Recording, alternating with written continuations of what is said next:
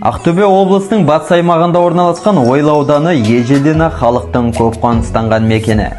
2012 жылы тұңғыш рет аудан орталығында екі тілде білім беретін екі ғимаратты мектеп-гимназия ашылды. Саламатсыз ба? Алдымен сабағымызды бастамас бұрын бір-бірімізбен амандаламыз. Көршілерімізбен амандасамыз.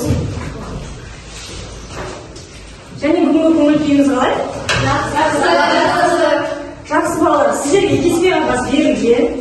Сол қағазды алып, бір таудың суретін шығарамыз. Бұлай топқа бөліне қояйық.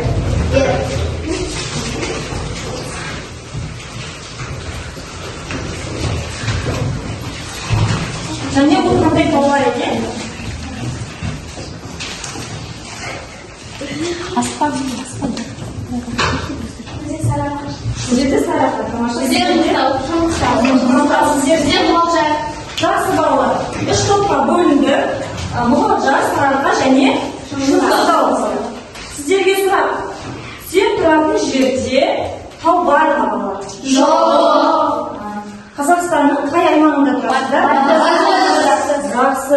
Қазақстандағы қандай тауларды білесіңдер?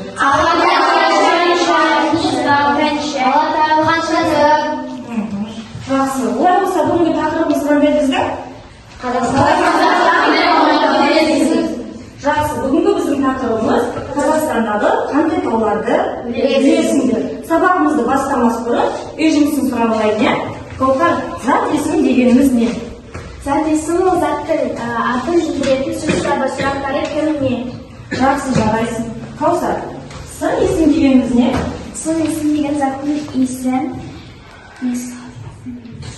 сын сапасын білдіретін сөз табы сын есім деп аталады. Оның сұрақтары қандай қай? Жақсы, жарайсың. Деректі зат есім дегеніміз не? Көзбен көріп қолмен ұстауға болатын заттардың атын білдіретін сөздерді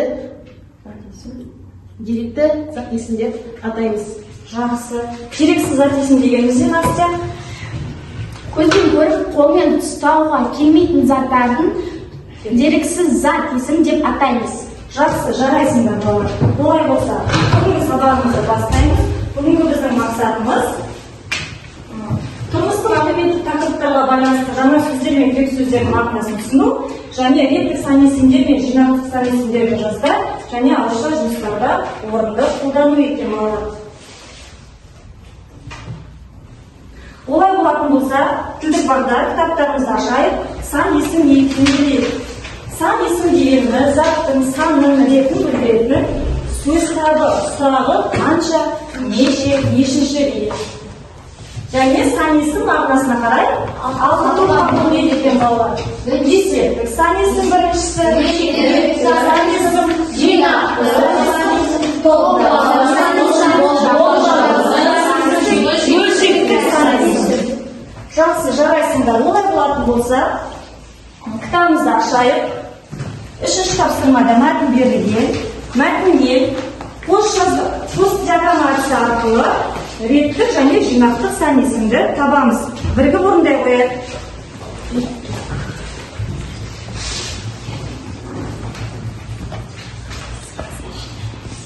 Мына жері жетіншісін тапсыз.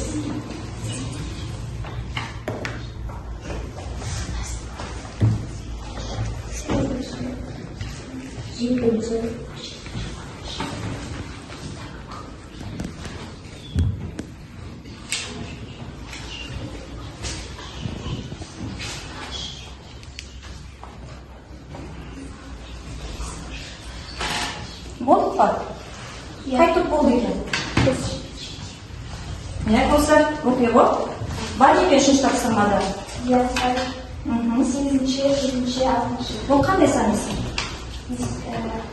Жинақ. Есептік бар ма? Жақсы, тұрау. Сіздерде? Болдыңыздар ма? Реттік сан есімде алтыншы, екінші, жинақтық сан есім, үшеу, бесеу, жетеу. Жарайсың, өте жақсы. Сіздерде кімде бар? Айжан бар ма? Иә, Ya, oke, Bob. Rette sanırsın. Çünkü birінші, екінші, санайсың 4-еу, 6-ау, 5-еу. Өте жақсы, жарайсыңдар. Келесі тапсырма балалар. Жүксі әдісі бойынша сіздерге мәтін берем. Сол мәтіннің ішіне жинақтық және реттік санесімді табамыз. Сіздерге мұғалжар, сіздерге сарыажар және сіздерге шыңғыстау. Қысқадан нұсқа сарыажар дегеніміз не екен, қай жерде орналасқан сол туралы айтып, ішінде санесім болса санесімді таба қояйық. Бірге орындаймыз.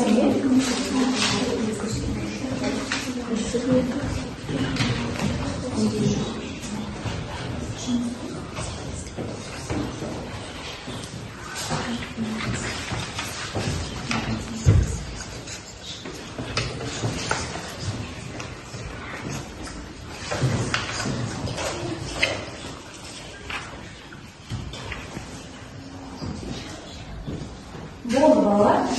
Болды па? Біздің облысы Мұғалжар ауданы аумағында солтүстіктен оңтүстікке қарай созылып жатыр. Орташа биіктігі 300 метр, ең биік биігім үлкен Бақтыбай тауы. Өте жақсы. Санесім бар ма? Санесім бар. Қандай? Иә, Мұрат? Санесім 400, 657, 250, 48. Жақсы, жарайсың. Сіздерде? Сарыарқа. Қандай тау екен? Қазақтың ұсақ соғышы деген екінші атауы бар. Орталық Қазақстан ұзақ шоқысы. Батыстан шығысқа дейін ұзындығы 1200 километр. Жақсы. Оның ішінде санесім бар ма? Иә. Қандай санесімдер бар? Мен айтамын. 900, 947, 1133. Жақсы. Сіздерде? Шыңғыстау тобы? Шыңғыстау солтүстік шығыс Алтай шары өзеніне ағарын бөлінеді. Ең ұзын тауы ол Ақшатау, Қосабат тау. Оның ұзындығы 1305 метр. Жақсы. Ішінде санесім бар екен? Бар. Қандай санесімдер? Иә, айта ғой. 1100, 200, 250, 1350. Жақсы, отыра қойыңыздар. Жақсы балалар, бұл тапсырманы да орындадық. Ал жақсы балалар, олай болатын болса, тақтадағы тау, иә? Біздер бүгінгі тақырыпта тауды өттік қой. Şu жетістік баспалдағы арқылы сіздер таудың қай шыңына шықтыңыздар? Ең биігіне дейін бардыңыздар ма? Әлде ортасына келдіңіздер ма? Сол бойынша өздеріңізді бағалап жіберсек,